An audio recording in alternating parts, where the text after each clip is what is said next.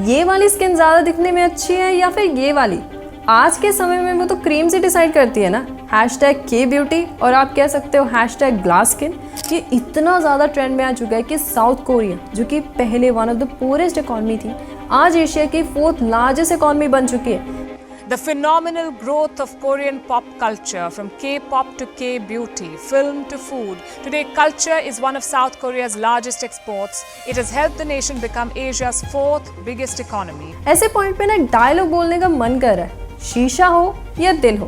पहले हम शीशे को दिल के साथ कंपेयर करते थे और आज हम स्किन को शीशे के साथ कंपेयर कर रहे हैं। तो आज इस वीडियो में हम जानेंगे कि ये जो विदेशी ब्रांड्स हैं सिर्फ एक ऑब्सेशन है, हमें वो रिजल्ट्स नहीं मिल सकते जो कि हमें कोरियन स्किन पर दिखते हैं। तो अब हम वीडियो को शुरू करते हैं।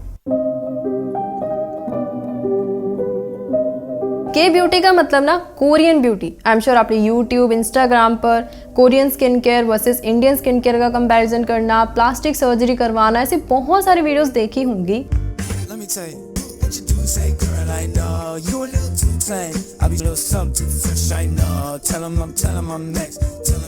पर आप ये सुनकर शॉक में चले जाओगे कि साउथ कोरिया में प्लास्टिक सर्जरी करवाना पॉपुलर से ज़्यादा ज़रूरी हो चुका है। यकीन नहीं हो रहा ना? आप सोच रहे होगे कि मैं ऐसे ही बोलती जा रही हूँ। ये बात सच है। ऐसा करिए कि आप इस चार्ट को ध्यान से देखिए, जिसमें 67% विमेन अपने जॉब और मैरिज में चांसेस बनाने के लिए प्लास्टिक सर्जरी करवाना पसंद करती हैं। क्योंकि साउथ कोरिया में जॉब का मतलब स्किल से ज़्यादा कैसे आप दिखते हो वो ज़्यादा मैटर करता है। और ये बात ना किम ने खुद कही, जो कि इंग्लैंड में स्टडी करने के बाद जब साउथ कोरिया गया तो वहाँ पर जॉब के लिए उसने रिज्यूम बनाना था।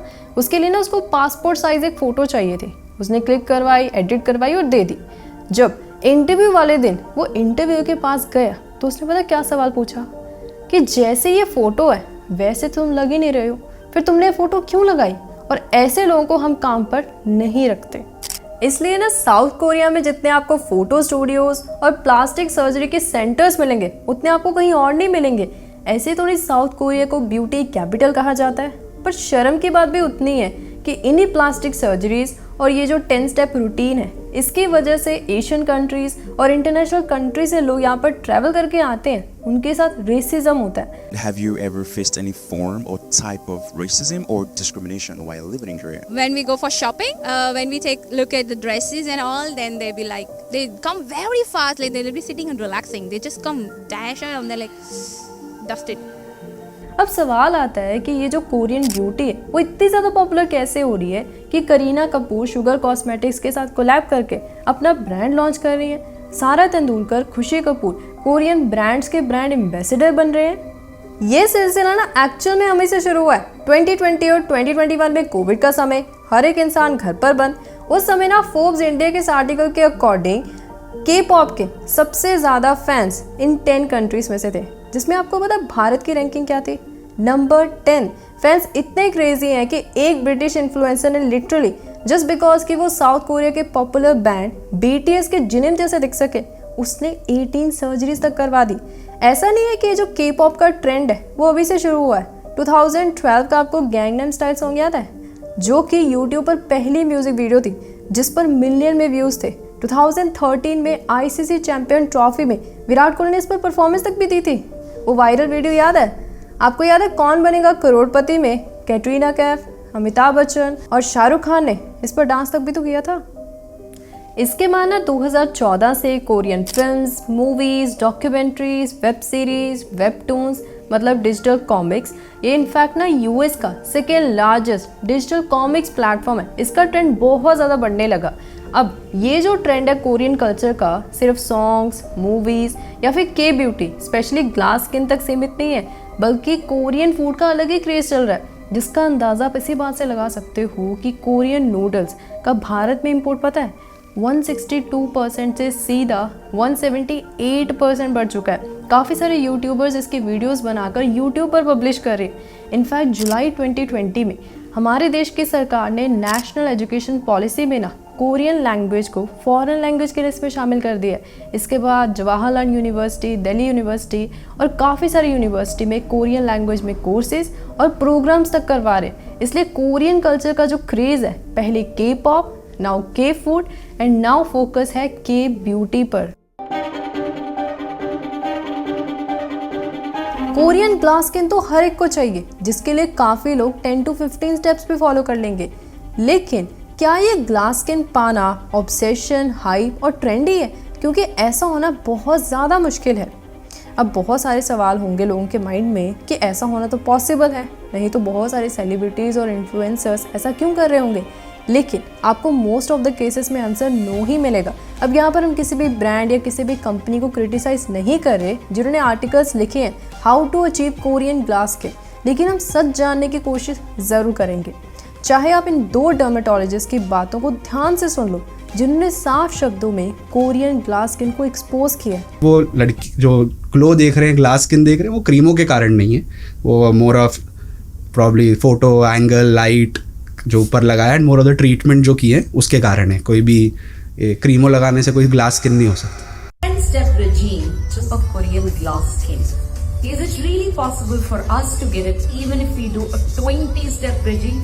It's not, because Koreans are genetically having literally an alabaster skin. It's translucent, they have a very even tone and they are obviously much lighter in color. इसके scientific evidence तक भी है। पहला evidence ये है कि हमारी स्किन बहुत ज़्यादा ऑयली होती है। जितना हमारे यहाँ पर पोल्यूशन और वेदर कंडीशंस है वैसे कोरिया में नहीं होती, इसलिए हम जितने भी क्रीम, सीरम, मास्क लगा ले हमें वो रिजल्ट्स नहीं मिलेंगे जैसे कोरियंस को मिलते हैं। दूसरा कारण है जेनेटिक डिफरेंस। हमारी स्किन ना उनके कंपैरेटिव काफ़ी ज़्यादा अलग होती है क्योंकि उनको कम पिगमेंटेशन होता है एज़ कम्पेयर टू अस। अब पिगमेंटेशन क्या होता है? इसका मतलब ये है कि हमारी फेस पर लाइट और डार्क स्पॉट्स होते हैं स्किन सेल्स की वजह से। तीसरा कारण ये है कि हमारी skin structure, skin tone, skin type उनसे काफ़ी ज़्यादा अलग होती है। इसलिए ना बेशक वो अपने प्रोडक्ट में नेचुरल इंग्रेडिएंट्स का इस्तेमाल करते हैं, पर ज़रूरी नहीं है कि जो उन पर काम करे वो हम पर भी काम करे।